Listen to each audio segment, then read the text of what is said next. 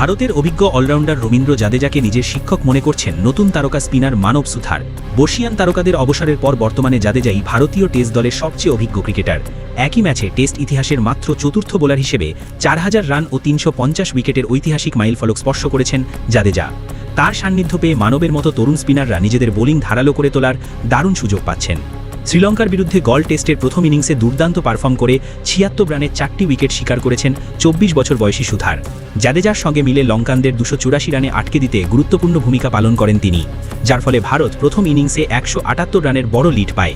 ম্যাচের প্রথম বলেই দীনেশ চান্দিমালকে আউট করে আত্মবিশ্বাসের সঙ্গে নিজের প্রথম বিদেশ সফর শুরু করেন সুথার।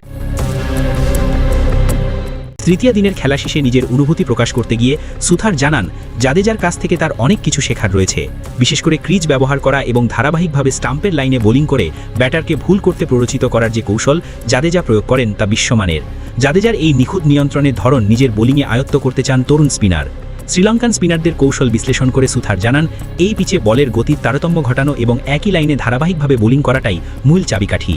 প্রথম সেশনে 99 রানে 5 উইকেট তুলে নেওয়ার পর দ্বিতীয় সেশনে সোনাল দিনুশা ও নিরোশন ডিগভেলা প্রতিরোধ ওলে তুললেও ভারতীয় বোলাররা ধৈর্য হারিয়ে ফেলেননি। তৃতীয় সেশনে আবার সাফল্য মেলে স্টাম্প টু স্টাম্প নিখুঁত বোলিং এবং সঠিক গতি খুঁজে নেওয়ার কারণে। এর আগে ইংল্যান্ডের কাউন্টি ক্রিকেটে ওয়ারউইকশায়ারের হয়ে খেলার অভিজ্ঞতাও আন্তর্জাতিক মঞ্চে সুথারকে অনেক মানসিকভাবে সাহায্য করেছে বলে জানান তিনি। টেস্ট কেরিয়ারে সবে শুরু হলেও এখন থেকেই মানব সুথারকে আগামীর রবীন্দ্র জাদেজা বলছেন ক্রিকেট বিশেষজ্ঞরা। জাদেজা তার কেরিয়ারের সায়ান্নে চলে এসেছেন, ফলে তার জায়গায় সুথার ভালো বিকল্প টিম ইন্ডিয়ার জন্য। বোলিংয়ের পাশাপাশি ব্যাটিং হাতও ভালো সুথারের, তবে এখন থেকেই নিজেকে জাদেজা বিকল্প ভাবতে রাজি নন সুথার। উল্টে তার কাছ থেকে শিখে নিজেকে আরও তৈরি করাই আসল লক্ষ্য তরুণ স্পিনারের।